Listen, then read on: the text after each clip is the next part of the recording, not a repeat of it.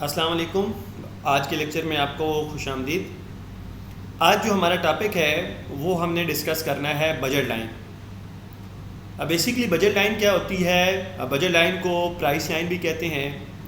Budget line या price line आपके पास शो करती है different combination of two goods और ऑप्शन ऑफ टू गुड्स जो कि एक कंज्यूमर बाय कर सकता है buy spending his all income on two goods या ऑन बोथ कमोडिटीज़।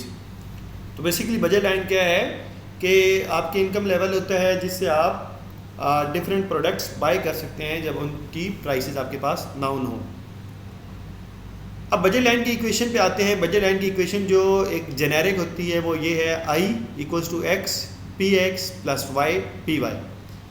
यहाँ पे आई आपका रिप्रेजेंट कर रहा है इनकम को, एक्स आपके पास रिप्रेजेंट करेगा यूनिट ऑफ एक्स को कि आपने एक्स के कितने यूनिट बाय किए, पी एक्स आपके पास रिप्रेजेंट करेगा प्राइस ऑफ एक्स को, वाई रिप्रेजेंट करेगा यूनिट ऑफ वाई को, पी वाई रिप्रेजेंट करेगा प्राइस ऑफ वाई को। तो अब हम एक एग्जांपल के तौर पे करेंगे जिसमें हमारे पास कुछ प्राइसेस गिवन है, बजट हमारे पास गिवन है और हम ये देखेंगे कि उन प्राइसेस से या उस बजट के अंदर हम एक्स के कितने बाय कर सकते हैं और वाई के कितने बाय कर सकते हैं। तो यहाँ पर अगर आप देखें तो आपको जो बजट गिवन है, बजट हमारे पास टोटल है 50 का और जो प्राइस ऑफ राइस है यानी जो प्राइस ऑफ एक्स है वो 10 है और जो प्राइस ऑफ वाई या प्राइस ऑफ वीट वो हमारे पास 5 है।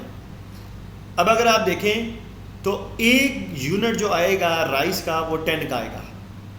इसका मतलब अगर मैं सारे का सारा बजट राइस पे कंज्यूम कर दूं तो मैं मैक्सिमम 5 यूनिट कंज्यूम कर सकता हूं राइस के, क्योंकि एक 10 का है।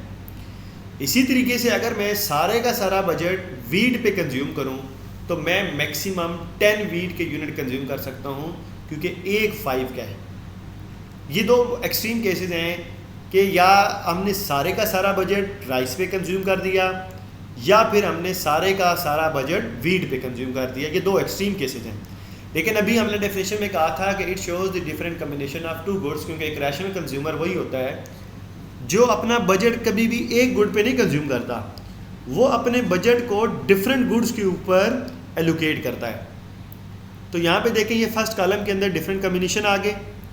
अब ये हमारे पास वो बजट लाइन की इक्वेशन लिखी हुई है, I equals to X P X plus Y P Y.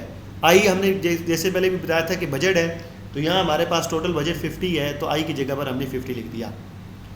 ये प्राइस ऑफ एक्स, ठीक है, और ये प्राइस ऑफ वाई। तो यहाँ पे हमने जो सारे का सारा बजट है वो वीट के ऊपर कंज्यूम किया, ठीक है। तो ये 10 price of rice into x, यानी कि एक्स पी ऑफ एक्स हमने उसकी इक्वेशन लास्ट स्लाइड पे देखी थी, प्लस वाई पी वाई। तो अगर हमने एक्स के ऊपर कुछ कंज्यूम नहीं किया, सारे का सारा बजट हम वीट पे कंज्यूम कर रहे हैं और एक जो वीट का यूनिट है वो 5 का है, तो मैक्सिमम हम वीट के कितने यूनिट बाय कर सकते हैं 10। तो 10 इंटू 5 किया तो ये 50 इक्वल्स टू 50, ये 0 हो जाएगा, यानी कि हमने सारे का सारा बजट वीट के ऊपर कंज्यूम किया है। इसी तरीके से ये सेकंड कम्बिनेशन के अंदर आप देखें, हम राइस का एक यूनिट परचेज़ कर रहे हैं और एक राइस का यूनिट जो आएगा वो 10 का आएगा। इसका मतलब 10 रुपीज़ तो हमने राइस के ऊपर कंज्यूम कर दिए, पीछे हमारे पास 40 रुपीज़ रह गए। तो अब 40 से मैक्सिमम वीट के कितने आएंगे? 8 आएंगे, क्योंकि एक 5 का है तो जब हम 40 को 5 पे डिवाइड करेंगे तो ये हमारे पास 8 आ जाएगा। अब यहाँ पर देखें ये क्या है, प्राइस ऑफ राइस, उसकी जगह पे 10, यूनिट ऑफ एक्स यानी कि हमने उसके कितने यूनिट खरीदे हैं 1, प्लस प्राइस ऑफ वीट 5 और उसके कितने यूनिट खरीदे हैं 8। तो 8 इंटू 5 40 प्लस 10 इक्वल्स टू 50। तो ये दोनों साइड जो है ये हमेशा इक्वल आएंगी। इसी तरीके से यहाँ पर अगर आप देखें तो इस पॉइंट के ऊपर आपने राइस के 2 यूनिट परचेज़ किए हैं, एक 10 का था तो 20 यूनिट्स 20 रुपीज़ तो आपने राइस के ऊपर कंज्यूम कर दिए, पीछे रह गए 30। तो 30 से आप मैक्सिमम वीट के कितने बाय कर सकते हैं 6, क्योंकि एक 5 का है तो 30 डिवाइडेड बाय 5 करेंगे तो ये 6 आ जाएगा। तो यही 6 यहाँ पे लिखा हुआ है और इन दोनों को ऐड करेंगे तो ये 50 आ जाएगा। इसी तरीके से आप यहाँ पे देखें, आपने अब राइस के परचेज़ किए हैं 3, एक 10 का था 30 रुपीज़ आपने कंज्यूम कर दिया राइस पे, 20 रुपीज़ आपके पास रह गए तो 20 रुपीज़ से वीट की कितने आ सकते हैं 4, क्योंकि एक 5 क्या है तो ये 4 इधर आ गया। इसी तरीके से ये लास्ट वाला अगर आप देखें तो यहाँ पे आपने राइस के 5 यूनिट परचेज़ किए हैं और एक 10 का था, तो 10 इंटू 5 50 हो गया, यानी कि सारे का सारा बजट आपका इधर कंज्यूम हो गया, तो वीट के लिए कुछ बचा ही नहीं, इसलिए यहाँ पे ये 0 आ गया।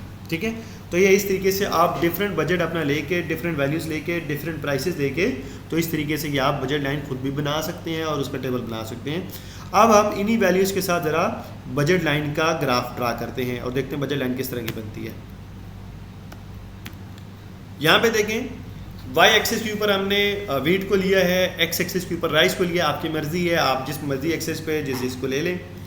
तो जब हम इसके 0 परचेज़ कर रहे थे तो इसका 10 था, तो ये एक ये एक्सट्रीम केस था और एक ये एक्सट्रीम था, जब इसके 0 थे तो इसके 5 थे, तो ये 2 एक्सट्रीम। बाकी इसके जब 1 परचेज़ किए तो उसके 8 आ रहे थे, इसके 2 परचेज़ किए तो उसके 6, इसके 3 परचेज़ किए तो उसके 4 थे, इसके 4 परचेज़ किए तो उसके 2 थे और इसके 5 परचेज़ किए तो इसके क्या हो गए थे 0। अब ये यहीं से ये वैल्यूज़ जो थी, ये वाली वैल्यूज़ को हम लोगों ने यहाँ पे प्लॉट किया और इन पॉइंट्स को जब हमने मिलाया तो ये हमारे पास बजट लाइन ड्रा हो गई। अब बजट लाइन में जो मूवमेंट आती है वो प्राइसेस की वजह से आएगी कि अगर प्राइस ऑफ एक्स इंक्रीज़ कर रही है, प्राइस ऑफ एक्स डिक्रीज़ कर रही है, या प्राइस ऑफ वाई इंक्रीज़ कर रही है, प्राइस ऑफ वाई डिक्रीज़ कर रही है, तो उसकी वजह से मूवमेंट आएगी।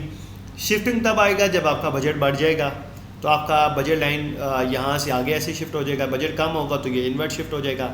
अगर प्राइस ऑफ एक्स और प्राइस ऑफ वाई दोनों में चेंज आता है तो तब भी शिफ्टिंग हो जाएगा। प्राइस ऑफ अगर दोनों की प्राइस ऑफ एक्स और प्राइस ऑफ वाई दोनों कम होती है तो तब भी आपका जो बजट है वो बजट लाइन जो है वो शिफ्ट हो जाएगा। अगर इस हवाले से आपका कोई भी क्वेश्चन है तो आप पूछ सकते हैं।